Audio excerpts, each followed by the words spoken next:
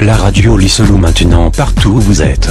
Écoutez la radio Lisselou avec ton iPhone, iPad, Samsung, Nokia ou Android, smartphone en utilisant l'application gratuite tunin.com. Télécharge l'application Tunin Radio pour écouter la radio Lisselou depuis l'Android. L'application Tunin diffuse un son haute qualité. Une fois installé, tapez Radio Lisselou dans la barre de recherche de l'application, puis cliquez pour écouter ta radio préférée www.radiolisselou.com. Bonne écoute. Ilao. Eba kuko na biso ba yeba ki yango, ke ba tuwana soki mutu bandi eba luki eba ebiete eza sanza. Donc eza ainsi de suite. Donc eza ba makambo ebele ejuwaka sur biso. Et biso pe batu to c'est une capacité ya ko refroidir mémoire na biso à partir ya sanza. Donc ezali makambo ebele futo yekola wana na makambo likolo to zali na ba étoile oyo ezali ko pesa biso ba pouvoir ya ba invisibilité, ba pouvoir ya ba chance, ba pouvoir ya ba succès. Ya ngozo mona mutu soki akomi na succès baza ko benga étoile po aza ko briller. Et to boss na pete ke no biso ndenge toza boye to benga to lobaka ke no minzoto kaka yango wana étoile. Donc mutu azali pe étoile puisque na ba boye biebele soki mutu moko akufi na mokili étoile moko pe ekufi likolo. Donc mutu moko aza ko représenter étoile moko likolo. Eza ko dépendre na ba boyebi ya batu na batu. Alors ndenge ezali boye tokende nanu penda na o etali astronomie puisque na astronomie bande ko bolingisi ba miloko yango ekutana.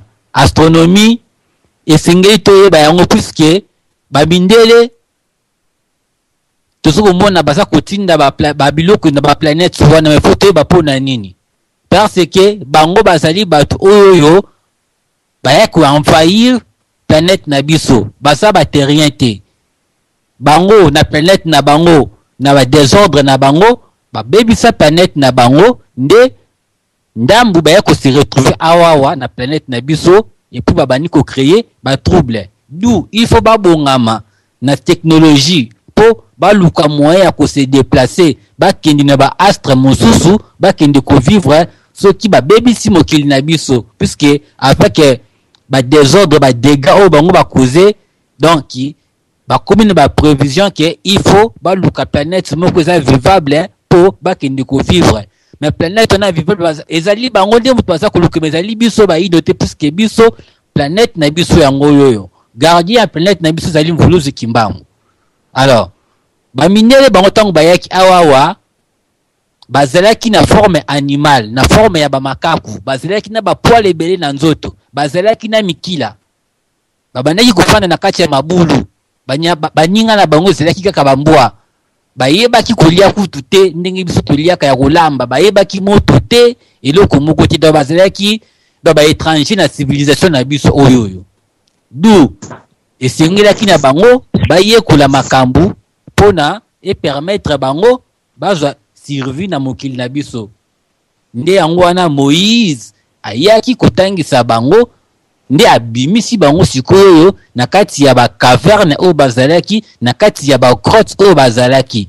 Alors na lokuta ya ko changer lisolo ya mokili ba kobeta lisolo kina Moïse abimisaki bango na Égypte et pa ya pharaon o bazalaki na boumbu. Nzoka nde biso na bokoko na biso tokangaka batu na boumbu te puisque to respectaka loi ya la maat. Donc bamindele biso totika jamais kokanga bango na boumbu. Ezalaki pona ko changer lisolo ya mokili bango ba hutaki nde libanda ba ye na mokili na biso na forme ya makaku nde yango balobi ete kino mutu ahutaki na makaku. Or mutu ahutaki na makaku te parce que soki mutu ahutaki na makaku il faut ba yebisa biso mutu nini o ahutaki na makaku po biso ba yindo na bokoko na biso mutu moko te ahuta na makaku. Mais bango soki totali na même na ba film na bango référence film ya Dragon Ball Z baza kolakisa ndenge ba utaki ba planète na bango ba ye ko envahir biso et puis bazilaki na ba forme ya makaku na ba mikila. Et ceux qui bande ko ba tembe ezali na mundele moko abotaki mwana na mukila et c'est la mi bakala mingi te puisque bato balingi tembe. Alors ce qui mindele ba comme une forme oyo baza nango initialement lelo ezali grâce ya mutu oyo toza kobenga Darwin, puisque Darwin tango eko comprendre était l'influence acquis par les milliers est héréditaire. Alors babani sikoyo kokata ba mikila na bango babani koluka ba moyen était bazwa forme moko ya bien pour la génération prochaine avec changement ba mutation et influence acquis par les milliers bazwa sikoyo yo la vraie forme oyo ko permettre bango sikoyo yo ba résister tout ça ndele l'autre comme komona bango na ba forme oyo ba komine yango lelo oyo yo et bango bazali na bit moko ya ko détruire donc biso soki to la mokité to ko sutuka même mokili to ko zanga yango puisque avec la technologie oyo bango bazali ko sala la destruction massive tozali komona ba fabrication ba virus na ba laboratoire donc to ko risquer to perdre mokili na biso yango esengeli na biso to yekola pe makambo oyo ya oyo etali astronomie mais to yekola yango te na bit oyo bamindele bayekoli na yango to yekola yango mpona tozwa oyo nazali kobenga yango autonomie ya ko protéger mokili na biso puisque il faut tozwa contrôle ya planète terre puisque ezali planète na biso avant mondele aya toute l'humanité a été noire. Alors il faut biso ba noir to récupérer contrôle ya planète na biso ba mindele bandimake bango na position na bango bayaki kukuta biso batika bakambama yango wana mvuluzi kimbangu azali donc guide topé mutu azali koya kozongisa biso na place na biso puisque depuis toujours yende mutu azali na contrôle ya planète na biso puisque chaque planète ezali na ba être na yango ezali na organisation nango ezali pe na bakambi na yango wana ezali na makambo etali astronomie. Alors na makambo siko oyo etali astrologie côté kuna pe siko ba mama na mabomba mi ezali pamba te na kati na yango esengeli toyeba calendrier na astronomie tokozala na calendrier na biso tokozala na calendrier linéaire tokozala na calendrier ya ba saison puisque ba variation ya ba saison ezali kosalema na kati wana tokoyeba koma tokozala na harmonie na ba environnement na biso koma tokozala na harmonie na l'univers tout entier puisque chaque variation par exemple toke na 40 cachets oyo asanza zaka nango na 40 signes bandeko oyo par exemple azali na problème ya mariage na ye mingi bakendake pa ya ba marabout musulman oyo bayebi calendrier linéaire pona kosala likambo oyo toza kobenga par exemple réunion ya amour to kozongisa amour o mutu a perdre puisque il faut ça les selon ba phase ya ligne puisque ligne azali na influence na mémoire ya mutu azali na influence na cerveau ya mutu donc moi si poizo kila ou to faut akanyisa lisusu mobali wana donc il faut ba yeba positionnement ya sanza et puis faut ba yeba positionnement ya étoile pour na ba remettre cerveau na ye makanisi na ye en place en accord vis-à-vis na mutu oyo azali kolinga ye et puis esengeli na biso lisusu toyeba ba signe zodiacal puisque ezali ba famille bisika oyoyo biso tozali ko wuta mutu na muta wuti na famille zodiacal moko bo neti ngai na sala constat na vie nanga na lingaka toujours batu o babotama na mois ya janvier na lingaka batu o babotama na mois d'août puisque ezali na correspondance astrale bakoko na biso bayebaki makambo wana yango babandaki kokende kobalisa bato mutu akendaki kobala ye moko te mais babandaki kobalisa bango sur base ya correspondance astrale pour na harmonie ezala puisque mutu fa balana na âme jumelle na ye mais lelo sikoyo boyebi wana eza te yango sokomona bato basali kowumela te na mabala bato bakoti na libala basali kaka 6 mois 7 mois bakaboni bitumbe bani puisque correspondance astrale ezate obal âme jumelle na yo te dans mobulu yango bandeko makambo ya kobangisa bato eza te o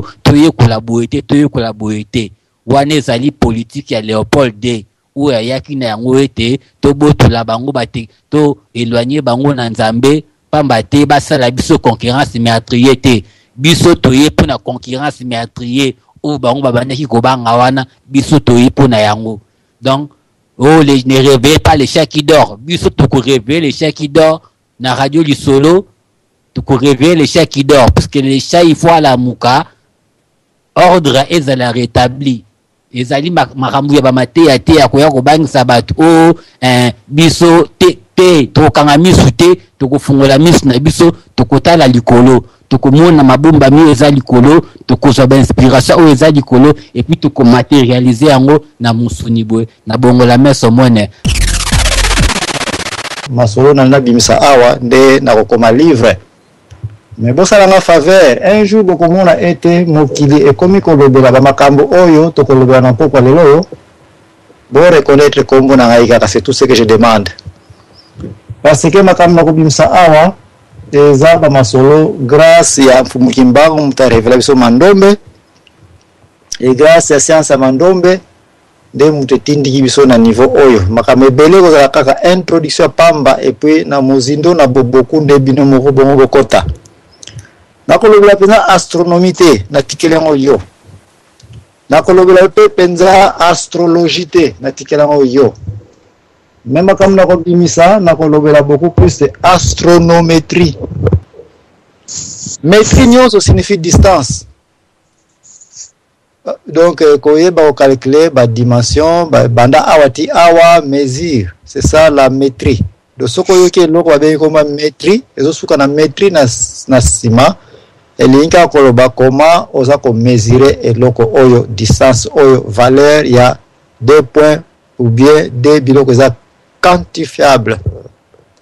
Alors, tokolobela astronométrie. Parce que bakoko na biso depuis ta ya kala ti l'astronomie ya lelo yo bakoka ki jamais ko réussi ba position géographique na géométrie basalaki ceux qui ba utilisaki métrité. Donc ils ont d'abord mesuré, ils ont qualifié, ils ont quantifié.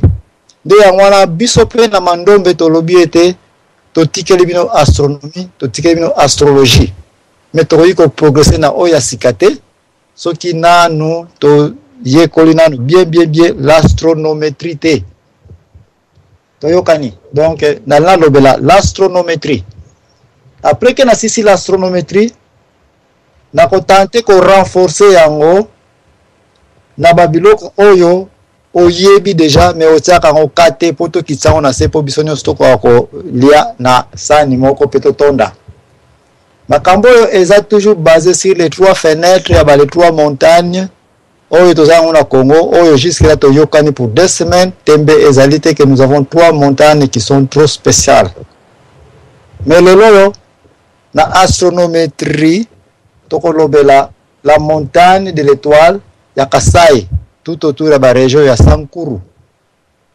Ce qui est dans la montagne de l'étoile, et que montagne de l'étoile en Simbabik na papier, et se retrouver dans la longitude à 23,5 degrés, qui est, c'est ça, la région de Kasai, la longitude de Nayango. Et puis Sibisope, 23,5, il y a axe, Oyo, et Kotalaka face à face, l'étoile du nord. L'étoile polaire, étoile oyo depuis naibinate quand et boujakate 24/24 et boujakate ba étoile mse bunga kasoki buteye ba étoile mse sara bona mais l'étoile du nord l'étoile polaire ezalaka toujours bisika wana bambula na 368 jours et 365 jours ozongi na butu moi semaine ezalaka wana a étoile wana bakomonelaka yango na axe to ligne oyo biso na planète Terre po mona yango il faut bouger mabele neti lilala orotele msango evandi sikoyo tiango na angle ya 23 degrés point 5 de soko réussir angle na télescope na yo omoni étoile wana nako utiliser pe spécialité na ngai ya ko travailler na NASA na division ya télémétrie. Métrique signifie distance. Mingi bo posanga ba question. Ba boza ba camarade na Facebook bokende wana bokotala na tiela bino ba photo na ngai na ba mérite civil na zwa na NASA concernant ba calcul ya ba biloko yetali ba radar, ba télémétrie spatiale autosala. J'ai des diplômes batu bazana Maryland ba wiko ya nanda kuna awa batu boyebi ba Bosco ba nani tout ça na Maryland na États-Unis ba yebi ngata na NASA. Ils peuvent confirmer NASA na temps ya ba biloko te mais NASA ko yela bino nyonso oyo ce n'est ni pour nager moi bantabana mabatanini mais c'est pour vous dire que vous faites face à quelqu'un qui pouvait avoir un peu de notions avancées na babiloko tonto lobela awa donc boza ko sala face na théorie. Alors nako lobela siko astronométrie on a sala na NASA te na NASA sala télémétrie mais awa NASA ko loba bien que to ko lobela astronométrie Congo astronométrie Mandombe botianga ika bien toko tourner tout autour à 23.5 nazo senga bino bo challenger ngai et pourquoi na mabele toza na longitude à 23.5 et ba na hémisphère sud ti na hémisphère nord parce que ba ligne na wekendaka ndenge boyebeli mabele za na ba longitude ba kabola et linko bete ba pays belé za na 23.5 bana na Afrique du Sud ti na kota London kuna boyebi très bien. Mais maman ya likambo croisement pe ya ba parallèle ya altitude et banaka na 0 qui est équateur et équateur ligne ezali ko benga mana niveau astronomie ya na loki to ko sala astronométrie na astronomie 0 degré qui est plan équatorial et ko benga maka ba ligne ba équinoxe pour na changement ya jour na butu. C'est grâce à cela mutu butu na moyo sale maka na monde entier. Ligne ngope à 0 degré et bengami écliptique, la ligne écliptique parce que éclipse signifie changement ya nini ya butu moy fréquence, on a changement de fréquence parce que butu n'existe pas, moy n'existe pas aussi mais seulement les changements de fréquence et ça la réalité to comme la butu to comme la moy pour l'information na yopé.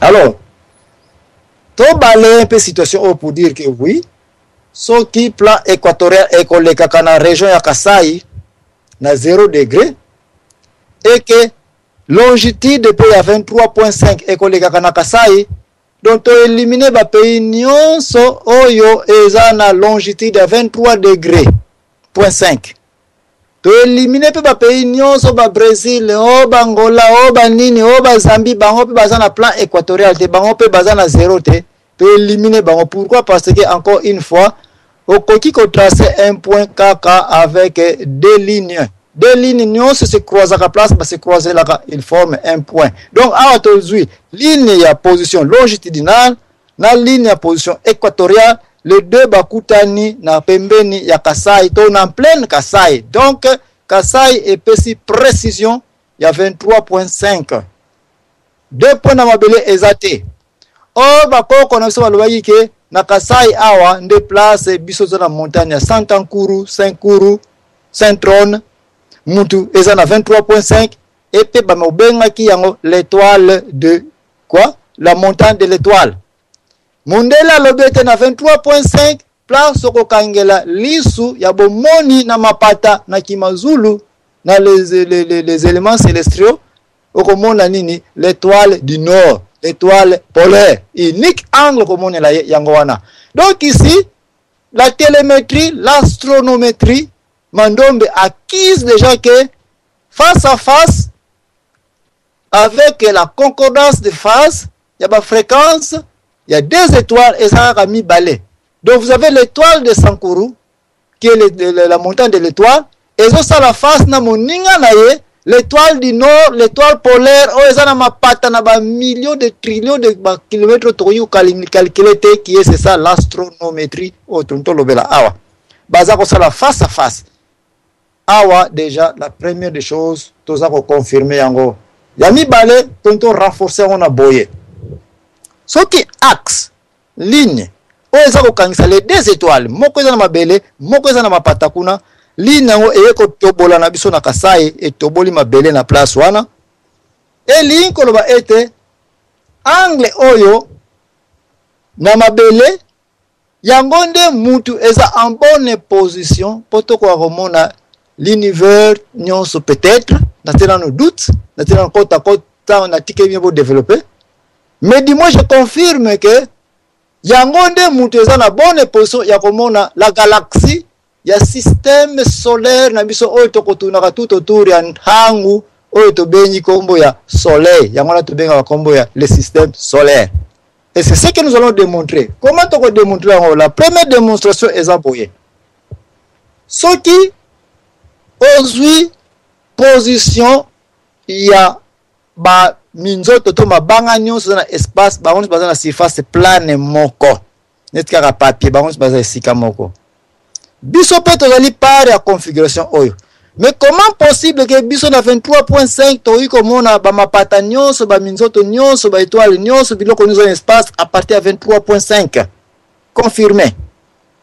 D'où il faut to lukato yeba est-ce qu'à partir de la montagne de l'étoile na Congo pouvons-nous incorporer est-ce que moyen zali to kanga ba astre nyonso oyo na système solaire? C'est ça démonstration physique et géométrique et scientifique na lina kota nango. Pour se dire na lobi boy mutu nyonso simba biki na papier ou bien simba kaka nzete to biki place ozaleli to meka pe ko démontrer eloko ba bengi kombo ya cône. Un cône ezali figure géométrique oyo na Kikongo to yiko benga mulongosi na forme mulongosi toyokani malgré biloko oyo figure ya cône ego yiko pesa mais mathématique oyo eleki facile na ba figure géométrique nyonso ko yiko leka na comment ko dessiner eloko nyonso ya géométrie eza na mabele oyo eloko eleki compliqué ezali cône mais eloko eleki facile pona ko dessiner ezali pe cône yango tonto lobela awa zwa par exemple biki na yo telemisa yango tourner yango na position 90 degrés et ko pesa yo kaka biki kaka la lisa biki na position 0 degrés tourner yango et ko pesa yo kaka biki kaka. Mais surtout aujourd'hui décision que na ko telemisa biki soit à 1 degré 2 3 4 tina 89e degré avant on soit 90 ozo vari on appelle ça un intervalle entre 1 à 89 na katikati wana tozo par exemple tozo décision 15 degrés zo biki na yo tango na position nyonso lingi na angle nga na pesi 15 degrés yo 4 degrés nyonso lingi en dehors à 0 na 90 soko zwi yango au telemisi yango na point moko point wana tango l'étoile la montagne de l'étoile qui est Kasai qui est Sankuru telemisi yango na Sankuru awa toza ko kena démonstration pratique banda ko tourner biki na yo tout autour na yo ndengo lingeli yango tango za ko tourner sans le savoir au sali déjà cône parce que na suka ya biki na yo ezoko tourner et pesio disque qui est mutu ya mulongosi et puis place biki vandeli ezali point na yo otelemi donc on sali cône sans le savoir donc avec une seule ligne sans compas le cône c'est l'unique figure géométrique qui peut te donner une autre figure géométrique qui est épaissio cône awa et na mutu na épaissio disque sikoyo zwana 90 degrés ndengo za ko tourner na katikati wana kata cône kata mulongo suna katikati na angle nyonso oyo épaissio ozako bala biki na yo ozu triangle donc la ligne une ligne n'est pas une figure malheureusement ou heureusement zo dessin na yo ligne oyo biki na yo kaka na tango tourner yango ezali susu ligne te ezaka susu biki te mais ezaka ka ligne ezaka ka biki mais apesi yo rotation na ye apesi yo figure géométrique ya cône et figure géométrique ya cône na suka na yango na mutu na apesi yo disque. Pourquoi on a bien un disque parce que ce qu'on a varié yango za ko tourner ça dépend angle za ko tourner na suka na likolo okoya ko sangisa neta ka ndenge ndo pe ozo bala fufu donc ozo disque na plateforme likolo or ko bosa na te toyokanaki ke ba planète nyonso baza na disque moko baza na surface moko donc ici on comprend déjà que ce qu'on a na vision comme na musika que bik oyo tango za ko tourner yango na suka na yango place za ko tourner a former nini plateforme, a former plateau moko boye, et c'est là où tu peux positionner ba astre ba mabanga ya ndenge na ndenge olingeli. Et l'inkolo ba ete distance entre Sankuru qui est 23.5 angle à côté là, il y a une force électromagnétique qui tourne qui est tonto calculable bientôt et qu'on peut savoir quelle distance, peu importe, ça dépend de la distance, ça dépend de et pour votre information, ce qui dit qu'on a valé na 5 degrés par exemple, tant on a tourné yango, disque na qui est sous kana eza munene. Soko za ko varie yango eza ko banda na matina 30 degrés, 40, 50, 60 na 5000 boza na biki po bo toke na théorie passer ma comme ça les théorique kende ke pe na pratique. Zo ka pe biki. Bana ko matsa biki yango ko maneska ngetele ma tout droit. Plus que oza ko matsa yango, plus que figure géométrique oya kone e komi muke songe et qu'on y percer à trop, malheureusement, disque n'a pas l'écolo et comme mouké. Donc, plus grand est l'angle de variation, moins est la distance diamétrale du disque. Donc, mon nini, ba planète, ba nebula, ba mabanga nous a l'écolo et qu'on y zalela sur Sankuru. Et ça dépend de yo, mayele na yo ya koyeba ko varier angle. Tu peux avoir trop des autres planètes ou bien ba galaxies mususu à partir de 23.5 na mayele na yo kaka ya koyeba ko yesa angle muke po kanga disque munene mulongo sa munene ou bien ko yesa muke pour filtrer nini disque muke qui est peut-être oza ko se concentrer kaka na esika moko. Awa toza ko ya déjà toyokani. Maintenant la question que nous avons, ngai zambwana mnalobete banda ko balola ka biki oyo ki epo former kon po kanga plateau ya ba planète nyonso bazana espace esika moko. Kuna toyokani. Nini yaweza ko balola yango? Question na yango na répondre awa. Force ngozo balango uzuli yango wapi? Toyokana na lobaki bien ba ingénieur ba basali physique mathématique ba ni ba ya toyokana awa. Que vous avez ce que nous appelons les aimants. Moteur électrique et qui existait, ceux qui ont des oppositions de phase T, ou ils ont ça été côté force positive, côté force négative, et puis ils ont balola. Comment est-ce que les scientifiques n'attendent ya kala, to ya kolobete n'attendent ba mindele, qui est c'est archi faux parce que bandeko basala ka ba recherche d'abord ndeko dompe asia edanga kota la pyramide moko ba découvert quelque part na mai. Et moi na libanga moko ezaka na force magnétique que otie le boko ya mutesimba ki boule moko soko su nzete moko ezaka ebende so za ko na pembe na boule ezako rejeter yango. C'est que le magnétisme c'est un système qui a déjà été étudié avant même ba siècle autre ko calculer te. Mais en attendant to yaka na siècle autre za ko vivre ba aimant ba transfo ba nini toza na yango. Comment est-ce que ba transformateur ba sala yango? Ba eko décider na trois possibilités. Tozana ba matière obtobeka céramique ba mabele wana basala rango transfo et puis ça sur côté positif na côté négatif qui est pôle nord na pôle sud boyi makama ema eko bendana ou bien eko rejeter ou bien eko opposer bango et puis bakomi ko tindikana moko na moninga na ye na mikolo tozape na ba produit oyo ba eko découvrir que néodyme eza produit moko mundele akuzoko sabiso na tableau de Mendeleev to kolobela sur un jour. Mais en réalité, néodyme ezali ba produit oyo bazo sangisa na malachite, cobalt, cuivre, uranium, ba mabele nyonso tozanga na mabele ya katanga. Soko sangisa yango niki yango epeso bibende o mélanger yango epeso ema oya makasi oyo za ko rene mikolo bazo benga yango nini néodyme. Question tozana yango to uti kolobela les trois fenêtres, les trois montagnes eza na Congo.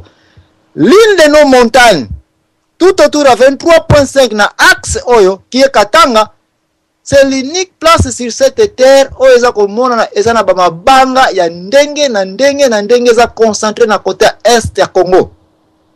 Ba scientiste toyokana to boyokana que quand vous avez maintenant le néodyme aimant oyo eza découverte na mikolo kala mingi te, ça ne fait même pas 10 ans ou 15 ans passés, et comment on a été et koki ko tourner force magnétique moko ya ko sakana te ba ema ya mikolo e komi ka néodyme yango ne komi ozana moi téléphone cellulaire na yo fi moi eloko alimuke ya otana litoyi metala makelele oza ko yoka net kutu ba bafle ya 1000 watts eza na kata ndako na kati néodyme eza na kati wana.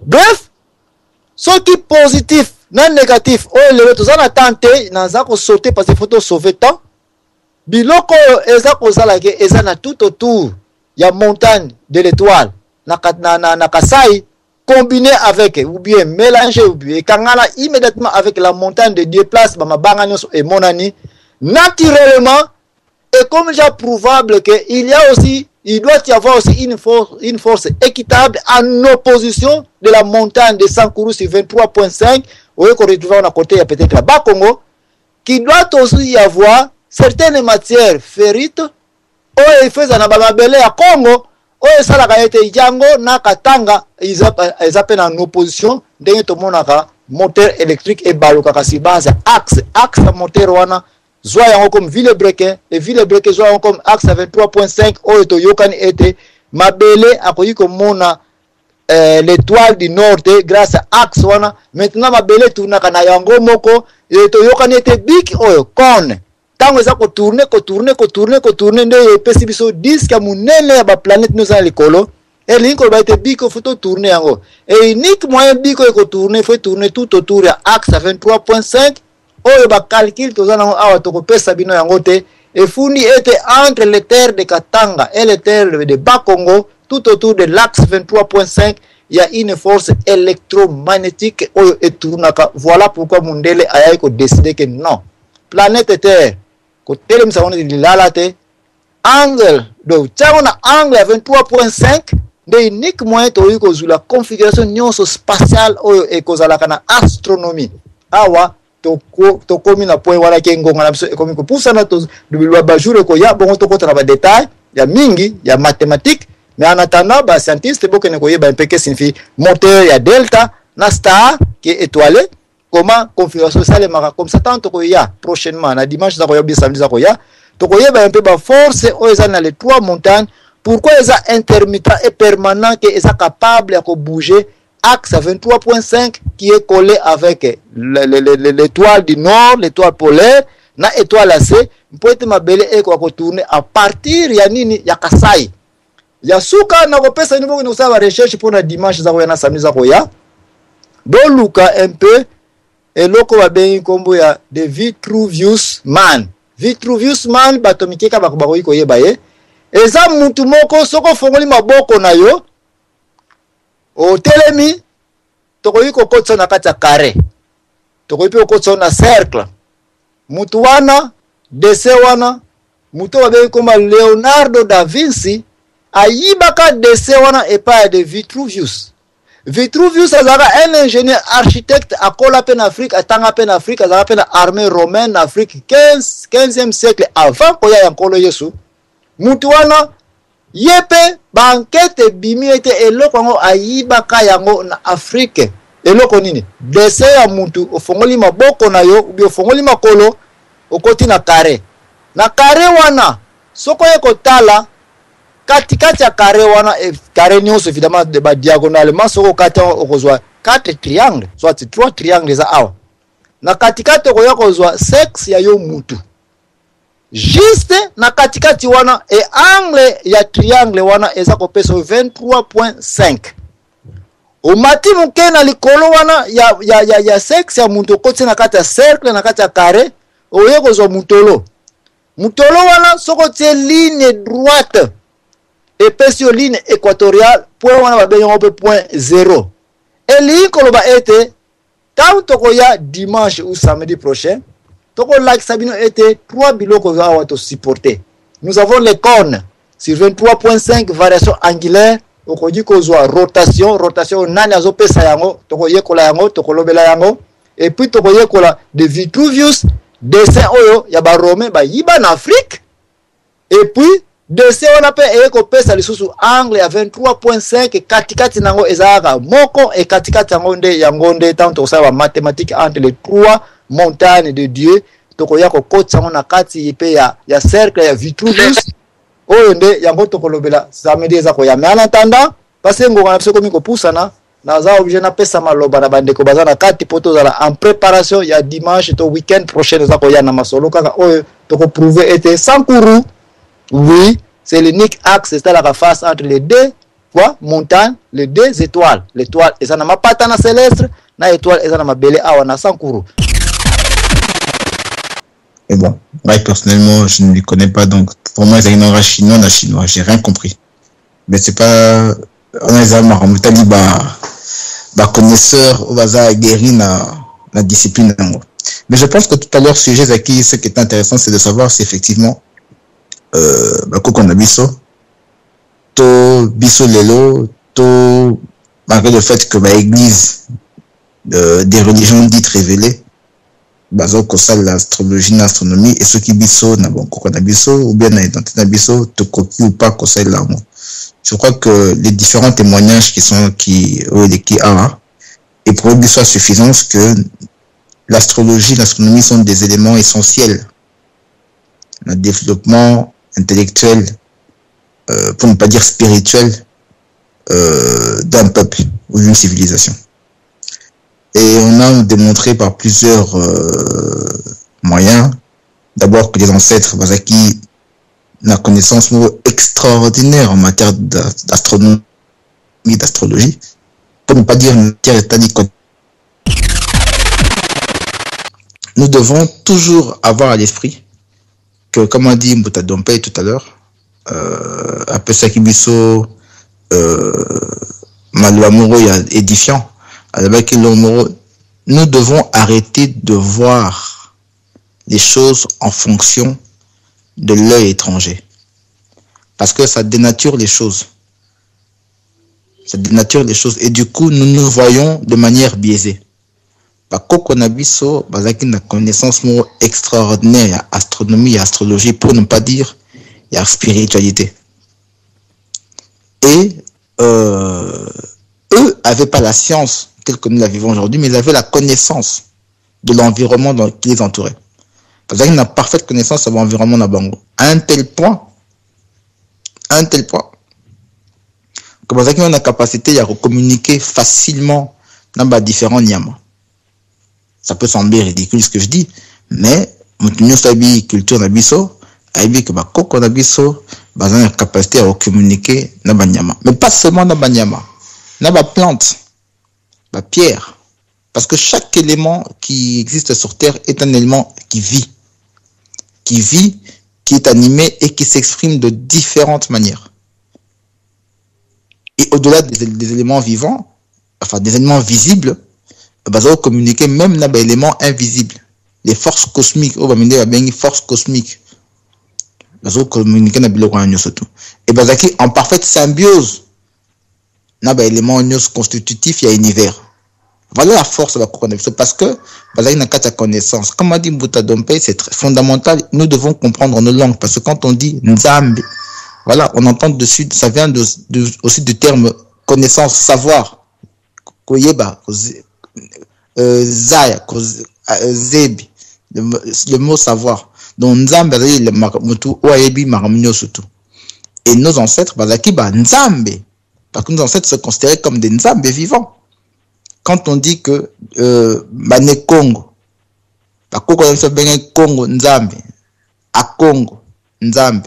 Donc quand ils se disent né Congo, ils se considéraient comme des êtres divins parce qu'ils avaient la connaissance divine en eux. Et d'ailleurs beaucoup d'observateurs étrangers en venant, pour ne parler que de l'Égypte, comment on a livre, on a journal intime, face à la connaissance des Égyptiens, nous avions l'impression d'être en face de Dieu vivant. Parce qu'on a vu ça, Dieu vivant. Parce que tu as une connaissance, il y a extraordinaire. Et tous les grands hommes qui ont fait de la science européenne, qu'elles soient philosophes, qu'elles soient astrales, qu'elles soient, peu importe les sciences, renommées scientifiques européennes, ou occidentales, pardon, grec en l'occurrence, bango tout ça pratiquement maël na bango chez Bisso, Pythagore, Ebélé, il y en a beaucoup. Donc tu vois, il est important pour nous de renouer avec ces valeurs là valeurs ancestrales qui leur ont permis de découvrir ou de se retrouver dans cette connaissance divine de l'environnement qui les entoure. Et à partir de là, nous serons en mesure de recorriger, de redresser la trajectoire déviée et à connaissance universelle. Donc moi je pense que il est fondamental, pour ne pas m'éterniser au micro, il est fondamental de revenir, de renouer avec ces valeurs-là, ces valeurs ces codes de conduite que nos ancêtres avaient, en parlant des Égyptiens, enfin ceux qu'on appelle les négros égyptiens, en remontant plus haut les Nékong, parce que les Égyptiens sont des colonies, ce sont des extensions des cultures originales Congo, il faut dire des choses telles qu'elles sont, même si beaucoup de personnes ne sont pas d'accord avec ça, mais nous y travaillons. Il faut revenir vers ces valeurs-là, il faut revenir vers cette culture-là, il faut revenir vers cette appréhension du monde, cette appréhension de nous-mêmes déjà, et de notre environnement. Et je pense que l'avenir sera intéressant.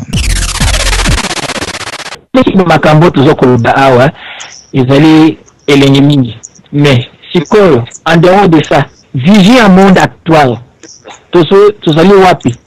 parce que le monde supérieur, le but, tu connais déjà dans le moment mature, et que l'humain, il y a un monde animal, donc il y a un monde végétal, il y a un monde animal, tu connais déjà mature, pour que tu révéler la connaissance. Mais, clairement, tu sais que 99% de occupé la communauté, sexe, famille, pouvoir, connaissance, ainsi de suite. Ils sont limités à ça. Alors, c'est pour ça que mon petit peu de compétitionnisme, parce que c'est il y a un cycle, qu'on commence à la boyer et qu'on peut se monter à poser des questions. Pourquoi, pour arriver à une réflexion meilleure. Le fait que cette planète, ils ont influence mon côté. Pourquoi 7? Pourquoi pas 8? Pourquoi pas 9? Mais 7? Mais 7, c'est un chiffre vraiment magique, c'est un chiffre vraiment très important. 5 comme 7, et les autres, il y en a d'autres. Et ils en ont. Ce que nous voulons donc vous dire, mes chers frères, que cette planète, ils ont une influence minime sur ce bateau. Les 3 montagnes, ou le chiffre 3, le mystère, il y a divinité, il y a caché par des Kibunzambe. Il y a des wapi. Aux hommes. Surtout quand on arrive à un moment, vous allez voir que tout ça, la science est très très profond. Et cette planète, Jupiter, non, Saturne, Jupiter, Mars, Soleil, Vénus, Mercure et la Lune, curieusement, il représente les 7 jours de la semaine. Bon, les 7 jours de la semaine représentent aussi donc les 7 portes. Nako ya Nzotamoto. Ozomona. Sokota na 4 Nzotamoto, ça fait 2 yeux, tout ça na 2 oreilles, ça fait 4, tout ça na 2 narines, ça fait maintenant donc 6, et tout ça na monoko. Toujours le nombre numéro 7. Et ça vous dit rien tout ça. C'est très très important. C'est pour ça qu'ils sont ce qui dit que c'est caché, numéro 1, il va permettre jamais, quand on a spéculation toujours superficielle. Le premier jour de l'année, le premier jour de l'année, c'est la ligne qui représente donc la ligne. Au zone de Sikoyo, le deuxième jour de l'année, ligne, si on peut partir d'abord, c'est la ligne, et qui représente donc l'oreille droite. Ils ont mis le premier jour de l'année, la ligne, qui représente donc l'oreille droite. Et le deuxième jour de l'année, c'est Mars, et qui représente quoi? L'oreille, donc l'oreille, qui représente donc l'oreille. Maintenant, souvent les êtres que donc l'homme est un mystère. Donc, on est construit par la planète.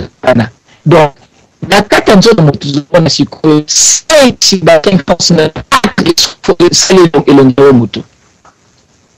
Et ça, c'est très, très important.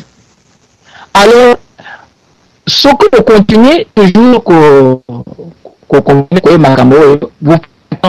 je peux vous donner des preuves et tout autant de preuves.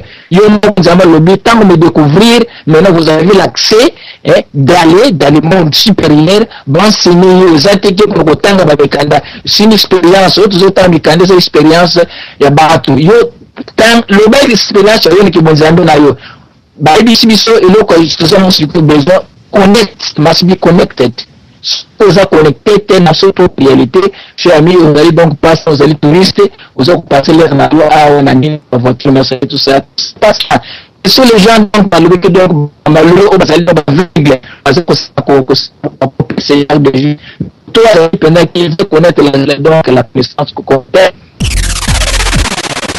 Donc, remercie une fois de plus pour la explication où tu connais le développement où les alipenda vaste et zongisinga gutu donc na bolingo ya Congo lisusu puisque esengeli toyeba l'attitude na longitude oyo ezali entre terre na lune et puis terre na soleil puisque bamindele bapesi biso distance wana mais balobeli biso te bapesi biso distance wana sur base ya quel point de la terre puisque distance ya terre lune terre soleil en Angleterre na ndimi te ezali ndenge moko na distance ya terre soleil terre lune na bato baza na Amérique. Alors esengeli na biso bayebisa biso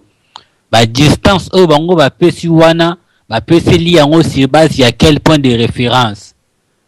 Et bisika tokoyeba sikoyo secret bisika oyo ezali pamba te biso kimbango ya yusi biso ete distance ya terre soleil terre lune par rapport ya biso na Congo ezali muke par rapport ya bato bazali na ba continent na ba pays mususu na ba continent mususu.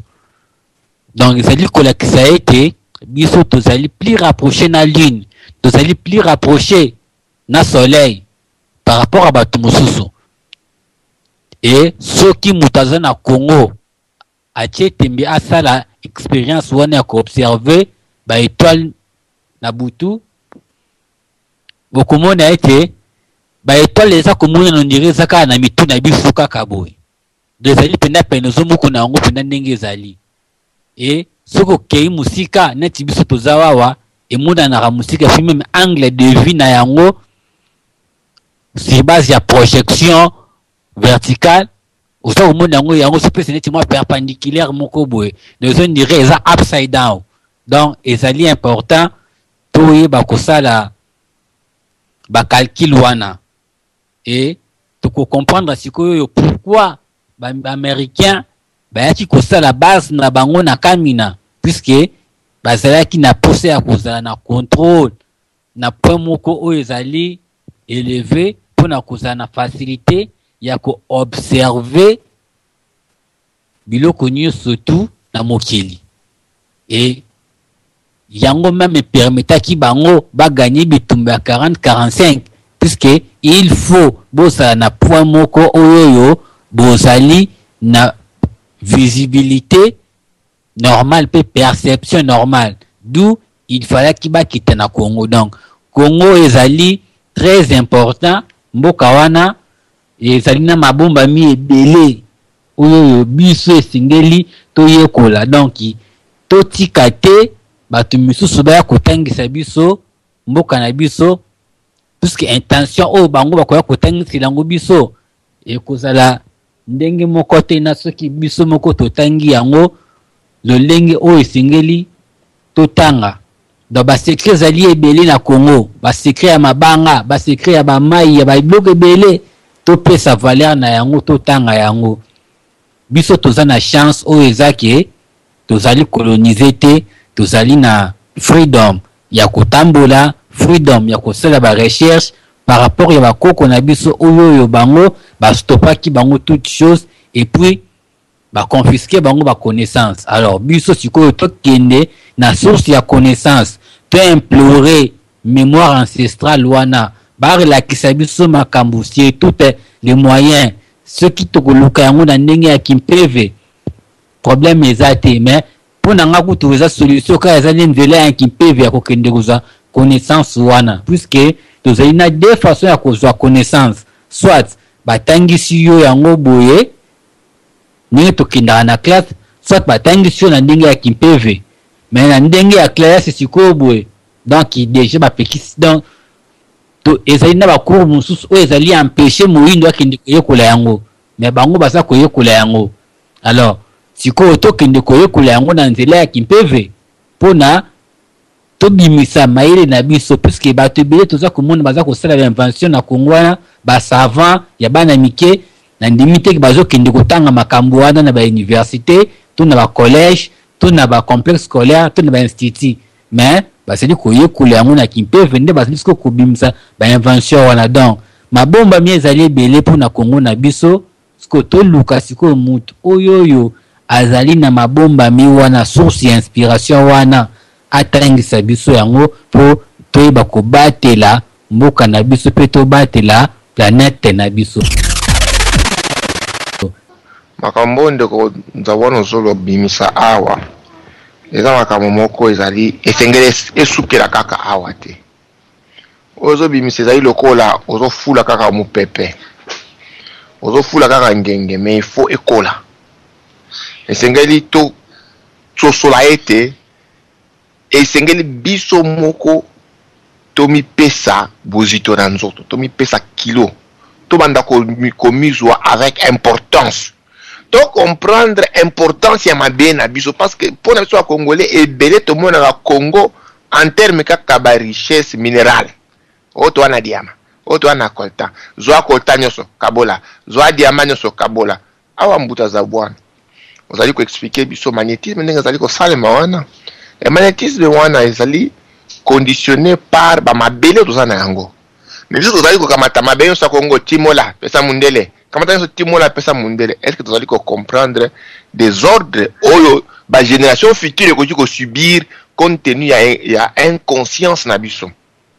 Donc il faut to banda sikoyo ko tangisa mwana Congo à comprendre les valeurs sacrées na mabele na ye pe na ye moko pe na position sacrée pambate.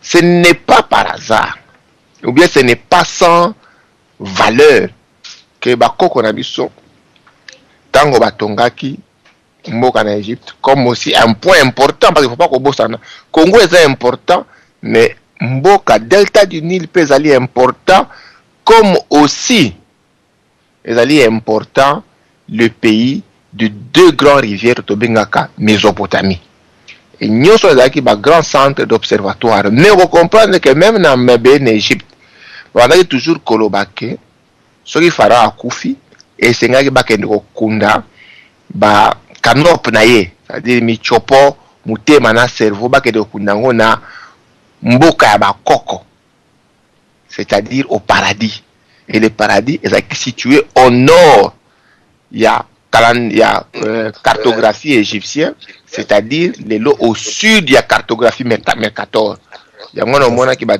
trouva ki ba canop il y a ba pharaon égyptien na Kananga ba trouva ki mususu ba trouva ki na ni statuette à Osiris na nini na côté ya Lualaba kuna na Katanga non mboka na biso eza na importance moko makasi et na kosoki sapona koloba eza na chercheur moko ya munde na kombo ya Hancock asalaki ba recherche mingi sur Égypte asalaki ba recherche sur ba pyramide ayo koma na conclusion moko alobi tozali lokola civilisation moko batu moko oyo bazana ba subir amnésie bami bosani non toza komiye ba lisusu ata mukete.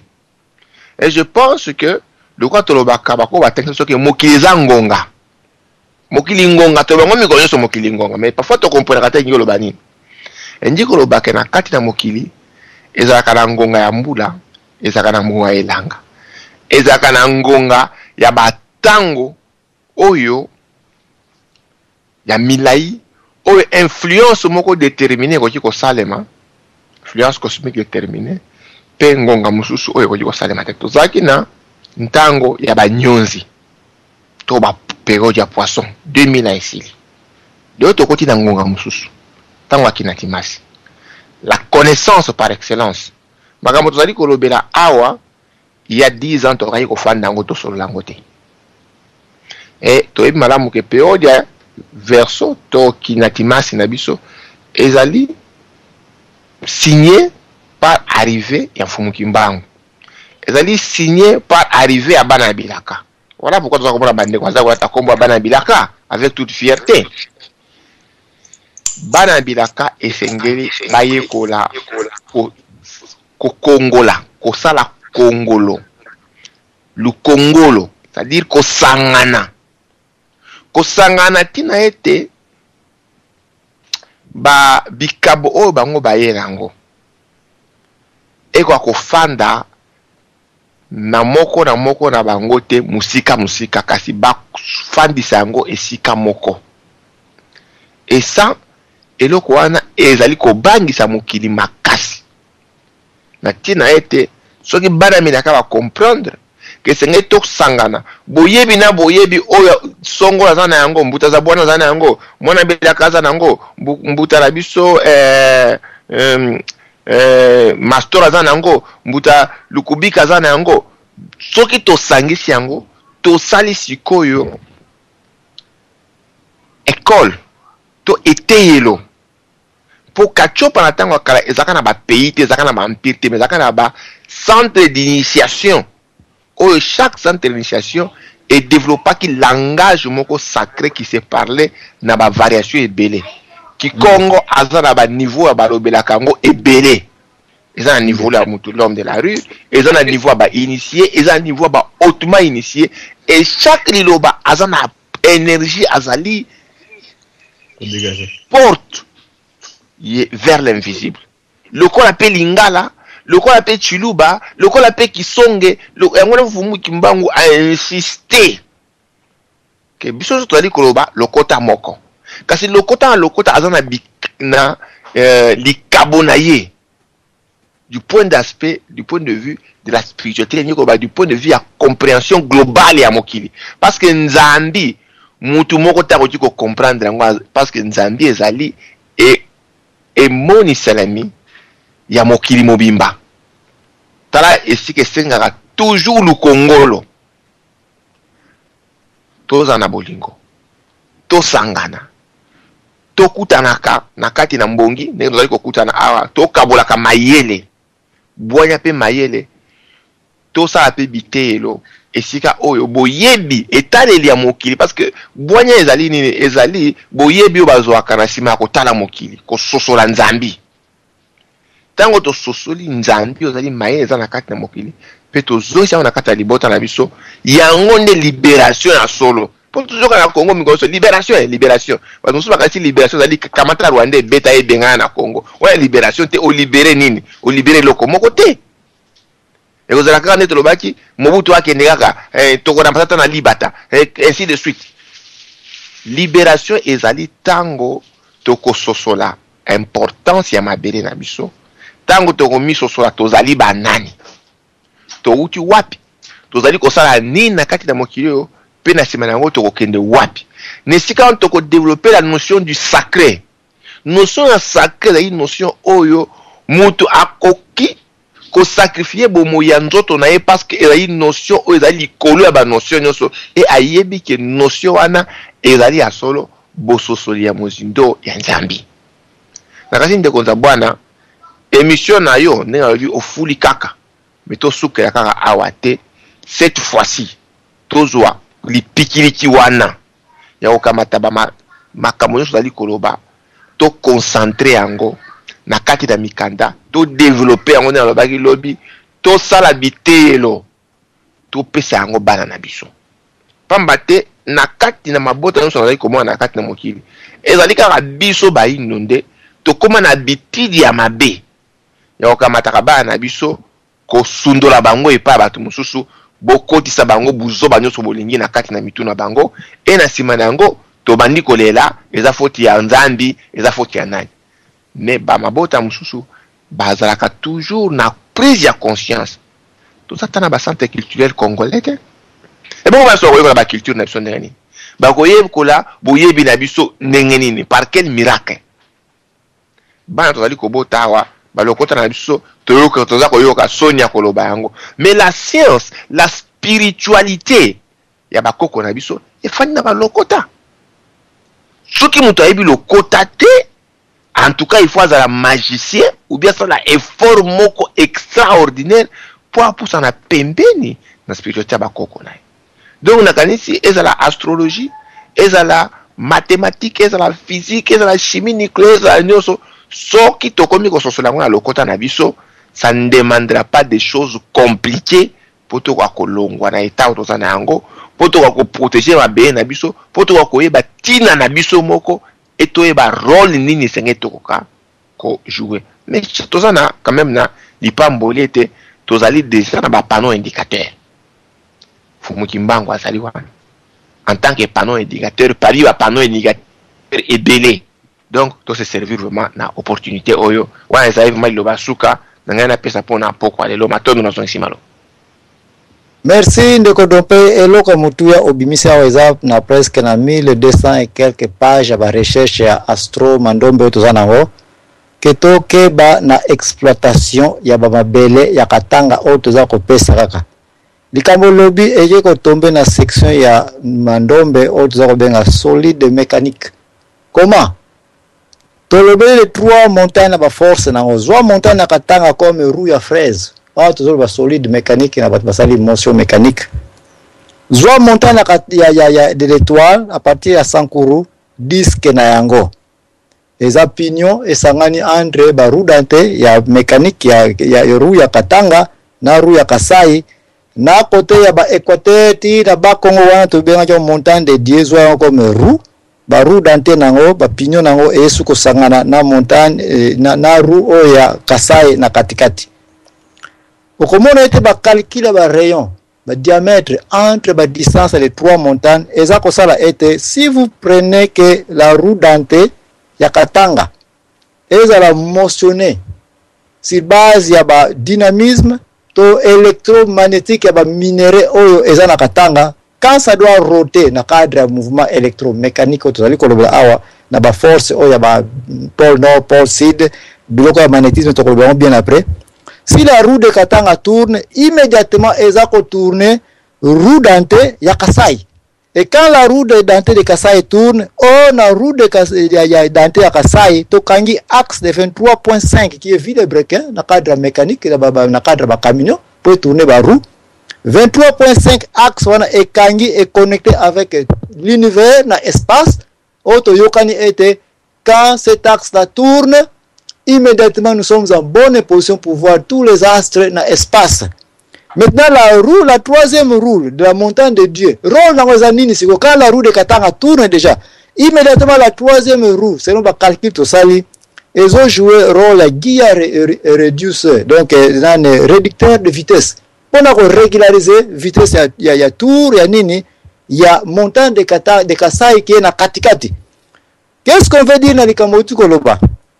Si les Congolais tozaba zoba, yako continue kotika mondele, pota pona mbongo ba ministre ba président ba pesa kakatanga batu baya ba timuna na ba minéraux ya katanga ndenge balingeli. Et si ces minéraux selon nos calculs, yango mte générer force ya électromécanique pour ko tourner roue dentée, pour ça ko actionner axe à 23.5, nous serons capables de déranger la configuration de la planète Terre.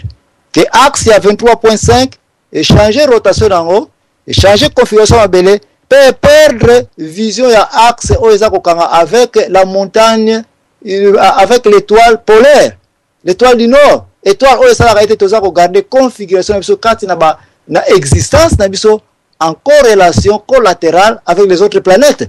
C'est ce qui ferait que biloko boye na ba émission za koya to koyebisa comment le Congo peut détruire le monde entier. Likola buzoberi ya ba mende ba ministre bino kotika un certain président azala na yewana pour tuer tous vos scientifiques, pour tuer tout le monde Et puis ça ne vous dit rien, pourvu que Mbongo et Zalawana, on va garder une personne qui ne sait ni contrôler les minéraux, ni qui ne connaît la valeur de ce que nous sommes en train de dire ici. C'est là où il y a le danger du Congo. Danger au Congo, mais nous sommes l'axe pivotant sur 23.5. Teta angulaire, on a souvent que bouger sur l'axe, on a bien, on a expliqué beaucoup dans sa recherche. Du côté Mandombe, solide mécanique, de démontrer que Katanga, c'est la roue motrice qui tourne le monde entier. Et quand ça doit tourner, l'axe est ça pour Baluka. On appelle ça qui astronométrie. Donc, calcul, il y a comment possibilité, et quand il y a l'axe, les trois montagnes, comment il y a une force électromagnétisme entre les minéraux à l'est, les minéraux à l'ouest, tout autour de Congo, ça a été basé sur une certaine force électromécanique qui tourne axe. Maman Likambo, ma belle, il faut tourner tout autour du soleil. Ma belle, il faut tourner tout autour d'elle-même. Mokile loba kete mi pepe mute balaka ma belle. Ma mute balaka ma belle. Nous, dans les mandos, nous venons de conclure que c'est archi faux. Nous avons système, il y a moteur électrique, na axe na pôle nord, pôle sud, basé sur la commutativité, il y a des charges électriques et des charges là, tout ça parce que ba aimant, ba transformateur, et ça le makana ba mabanga nini. C'est la question que nous devons nous poser. Ba transformateur, ba ça là on a mabanga nini, ba aimant, ba ça on a mabanga nini. Maintenant nous avons les néodymes. Néodymes, vous avez la émission pour vous dire que pourquoi néodymes et ça produit ça n'existe pas.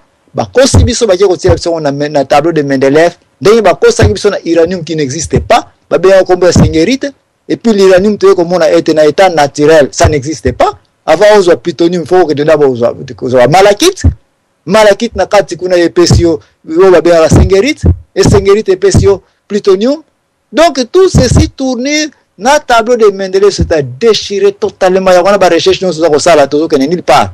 Mais, maman, les Cambotolobé, n'a pas quoi les qui est qu'on continue. De l'autre, toucher d'abord astronométrie pour nous calculer l'angle face à face des deux montagnes de l'étoile. Dans la montagne de l'étoile, nous sommes dans l'écolo, donc entre Sankuru, dans l'étoile du nord, l'étoile polaire, face à face sur le même axe, dans la même position.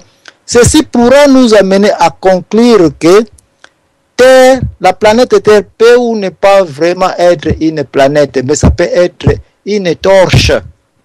Oyo ebriaka na existence nyonso qui puisse exister na babiloko nyonso tokoyi koloba ete eza ba mabanga célestiel na ba balobaka nzambe o nzambe a créa toza koya malembe nous finirons par découvrir que ce qui moteur électrique eza ko baloka ezopesa courant et comme génératrice et bon soko ça l'inverse opesi courant na moteur électrique et comme ko baluka et lingo bete courant inga soke ye et pesi courant na nini na moteur e baluki et bon l'inverse soko te mai soko te ki paka soko te mupepe soko te muta balaka disque wana so axe wana ya moteur électrique moteur wana li soko na a comme soko pesa courant. Donc ici nous allons aller lentement page par page, tout est documenté ici pour te dire pourquoi angle à 23.5 et ça la face à face na ba planète nyonso.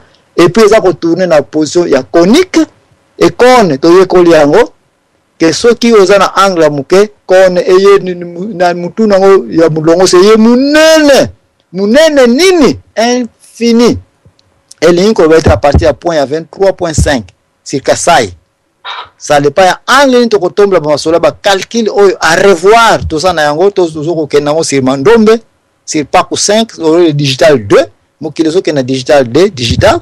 Biso que na quinquennat na système 5 digits. Donc tenter de calculer na angle tel. Qu'est-ce qu'on peut voir dans l'espace ou même si dans l'espace commun en haute sauf sur la planète Terre ou comme on a Babylone tout est dans l'écolo. Mundele to cause un échec. Mais pourvu que le gouvernement de Kabila sorte parce que ce gouvernement ça dit tout le monde pourvu que pouvoir na biso ezalawana. Pourvu que Kabila a combien de scientifiques perdre. Donc tenter peut qu'on prouver était Congo tous on a besoin de licence na pile atomique était parce que na campus Kinshasa nous avons déjà notre pile atomique existe déjà nous avons nos bars pour na kosala ba recherche ndenge na ndenge peut tout ça besoin que na pays musute pour tout ba uranium pour tout ça ba bar uranium nous avons déjà tout ça ba bar rakin toza na réacteur na campus de Kinshasa. Cela veut dire que les Belges ou les Américains, ils ont déjà autorisé au fils congolais la recherche d'une manière nationale. Il n'y a pas deux pays au monde qui ont un laboratoire autorisé.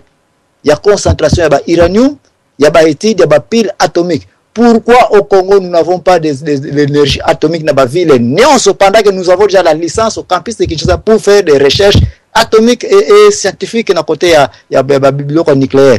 Wana kozala ba question to kozala na o nyonso akotante ko ya kotia laka na 2016 to 2000 combien quelqu'un la président du Congo il doit prouver l'intelligence scientifique pas avec bazali ko PC géométrie qu'est-ce signifie le nombre d'or ayebi kuto qu'est-ce signifie nombre d'or te Isaki Singomi pour nanga peut de participer dans Mama Solo. C'est vrai ils a dit première fois mais ils a sûrement la sous-caté. Nazaki très bon, c'est pas la première fois que nous avons dompé pour tout site tout échanger depuis quelques fois déjà. N'a pas fallu mon mais en gros, j'ai envie de dire conclusion c'est ils a vraiment dit que nous pas le bi Masolo et ce karaté car on a ba conférence, on a ba débat sur Skype, on a banda kuben, on a ba café. On a et on connaît des drogues morobo, c'est-à-dire qu'on va se droguer pour se projeter dans un monde imaginaire réalisé. Nous avons toutes nos cartes en main, nous avons la matière, nous avons les techniques pour pouvoir rendre tout ça opérationnel. Maintenant, c'est à nous de mesurer l'importance. Il y a Kibobiso. Parce que pour pouvoir être compétitif ou actif quelque part, il faut connaître l'importance de ce que nous avons, de ce que nous et ce que nous apportons à l'humanité. Et nous avons apporté grand chose comme contribution. On a un patrimoine universel. Biso Batumundo. On a apporté Marbelo au temps sur les plans philosophiques, religieux, scientifiques et j'en passe. Donc nous avons cette chance-là qu'aujourd'hui Nzambe a petit une phase où justement nous devons rentrer dans un nouveau cycle, dans une nouvelle ère. Et cette ère-là, c'est la nôtre. Moi, Talibiso, Nzamba Talibiso a petit opportunité on a. Il y a une photo le Biso Bana Congo, Biso Batumundo, Tozali Banani. Et quel est notre rôle ici dans Katamokili? Je pense qu'une fois que nous aurons défini toutes ces choses-là, qu'on aura répondu à cette question-là, nous pourrons être pleinement bénéfiques à cette planète.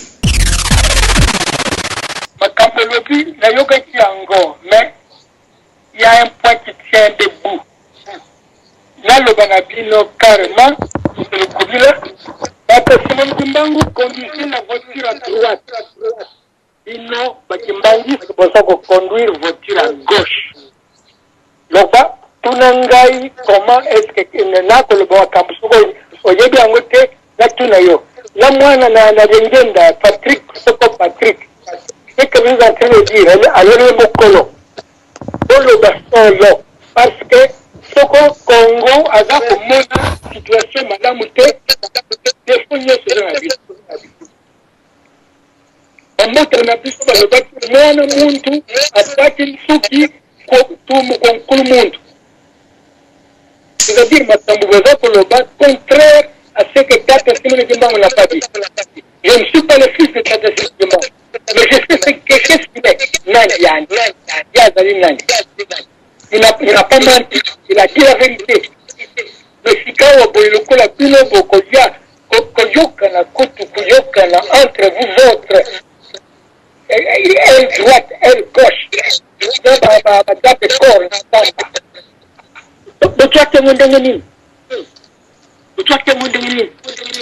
Merci. Le bon. Tu sois naté. Mais ce que tu fais erreur, tu le bâtis ton lima erreur. Le pire que ça continue erreur, vous ne savez pas. Vous avez comme et non comme moko la liste à mon mususu ou la liste de moko pour ça comme on a noté. Nous avons un peu de plus sur malam tout le bon. Quand vous voyez, les responsables,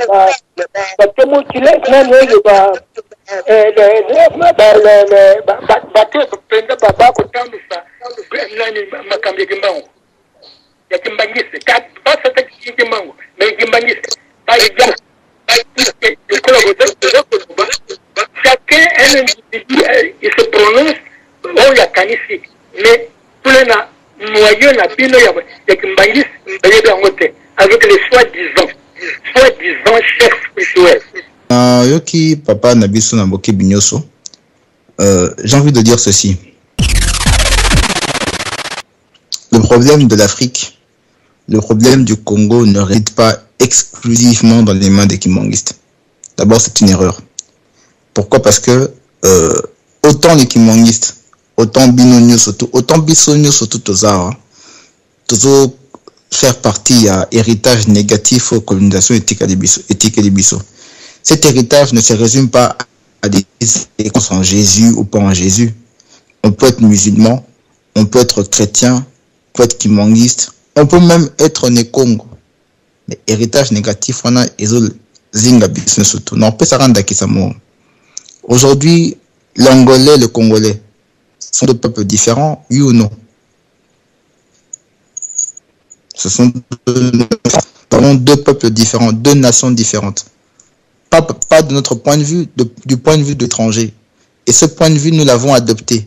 Donc du coup, tout comme on a Angolais, étranger. Angolais, Congolais, étranger. Pendant que Angola, et vice versa. C'est tout ça qui constitue cette prison dans laquelle nous sommes enfermés et qui constitue l'obstacle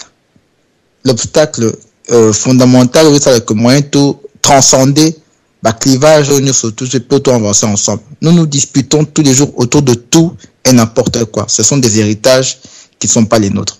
Moi, je ne parle pas au nom de l'église kimongiste.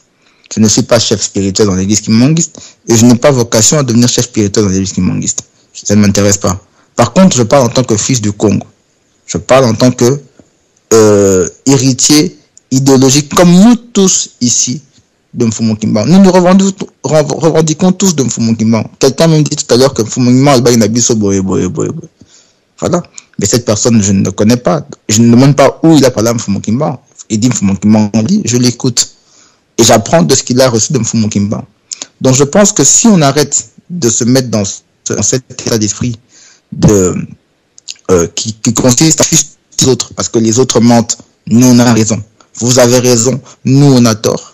On ne sortira pas.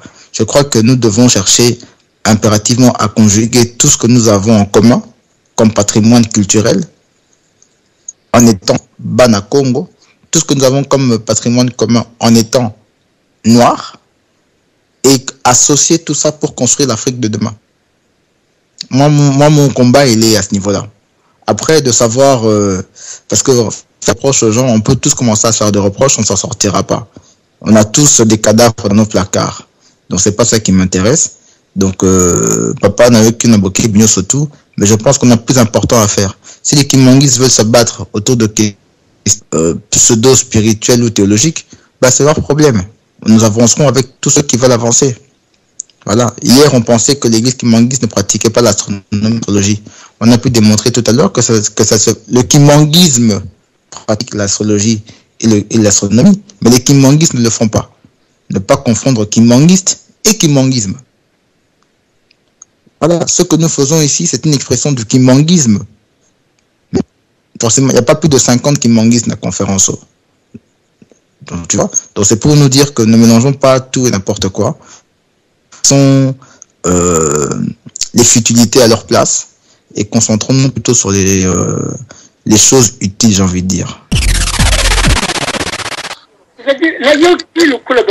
Beaucoup de la timidité. Il faut que vous la penza mutanzambi aloba makambutala ata olali na ntongo babengi yo naza kolala. Non. Mutanzambi, il faut répondre. C'est ce que Tata Similimango a salati. Et alors, le bâti, Ngana Zali Moutia, ce n'est pas comme ça. Le linge sale ne se lave qu'en famille. Et Mango, le Kola Salati, il représente l'entièreté du Congo, même le monde entier. Kolobati, ça ne me regarde pas. Et aussi, l'arrestation d'Ado Simon Kimbangu. Ce n'est pas un religieux. Bakanga qui est comme un mouvement subversif pour renverser le gouvernement établi. Vous n'avez pas dit terroriste. Vous connaissez ça bien. Ce qu'au Gil Kambou, le bon abattu. Donc, ça l'erreur, voilà. Qu'est-ce qu'on va faire? Donc, en avant, tout le monde a la hiérarchie, tout le monde a conseil. C'est comme ça qu'on fait. Ce n'est pas pour vous, c'est pour planter des arbres fruitiers pour les futures générations. Et alors, l'amboka na biso balobaka ki tutu kilaki kalanga ndungu nkefungekanga ko. Si jamais que, si jamais que, les bons laissent partager ce métier, tout le monde était vraiment pour le moment, comme on a un miracle, je n'ai jamais entendu quelque chose parler que voilà un diacre ou bien un pasteur, et après ça va prier comme ça.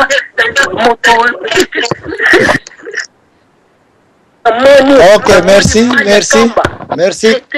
merci tant abiso Sili. Est-ce que dernière seconde d'émotion à papa Lukubika, ce qui est Kozala, de topesi de Comastor à clôturer émission. Merci beaucoup. Narobara, je sais pas, encore une fois, je crois que tout le monde ici a compris. La bien, je suis kimbanguiste. Je suis né. Ceci étant, je ne suis pas le responsable de l'église kimbanguiste ni à 3. Je ne suis pas le responsable de l'église kimbanguiste à 26. Je suis qu'un membre de la famille, un descendant, un kimbanguiste de surcroît. Je ne suis pas responsable de l'église ni de l'un côté que je peux vous dire. Moi, je ne viens pas ici pour qu'on fasse le procès du comportement des uns ou des autres dans l'église kimbanguiste. Moi, je viens ici pour discuter et chercher à construire l'avenir. Alors, si on doit commencer à faire le procès des uns et des autres, je suis presque sûr que nous aurons tous des éléments à reprocher les uns aux autres. Mais c'est parce que je ne pense pas que c'est ça qui est intéressant ici. Je pense que ce qui est intéressant, c'est de construire ensemble en fonction des différents patrimoines abyssaux et locaux au salaire sur laquelle nos enfants pourront se reposer pour un avenir meilleur en Afrique nabissone. Malheureusement, je ne peux pas commencer à justifier des positions ou les attitudes des uns ou des autres. Je n'ai pas vocation à ça et puis c'est pas pour ça que je suis venu ici. Donc voilà ma réponse. Merci, réponse trop sage. C'est une position au joueur neutralité. Moi, je vous félicite de vos réponses. Donc, et pas de mettre une émission en moins de 2 minutes. Juste Bendi Masolo. Ouais, Matondo Mingi. Vraiment, nous avons vu ce qu'on a dit. Na félicité, na courage. De micro off.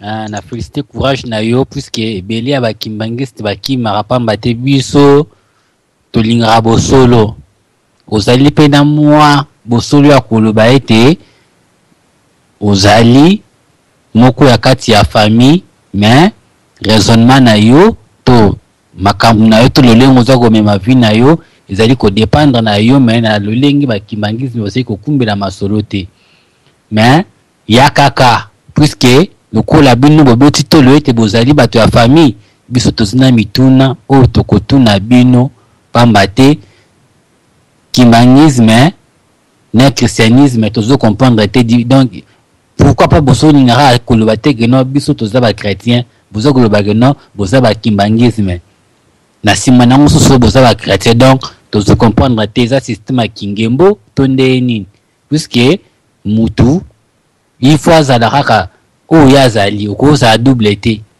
nayebi te ndeko tozela mukolo ya po tozina ba dossier belé si makambo na bino wana bakimangisi na bokimaka biso mpona conclure vraiment ba papa ba mama tozala na bolingo ya mboka ngonga ekoki ya kotangisa bana na biso ba vérité ya mboka na biso puisque futur ya Congo ezali biso te mais ezali bana na biso esengeli to éduquer bango to éduquer pena baleki na biso esengeli na biso tozwa décision oyo yo ko changer mokili na biso puisque tomoni pe ete soki moto azwi décision malamu na vie na ye ekokota ti na kati ya bajeni na ye eke bana oyo ye pe akobota bakobota mana décision oyo baparent na ye bazwaki puisque biso lelo soki totelemeli mpo na Congo ezali mpo bakoko na biso balobaki ete bana bakoya bakobundela biso bakodefendre biso matondo mingi. La radio Lisolo maintenant partout où vous êtes.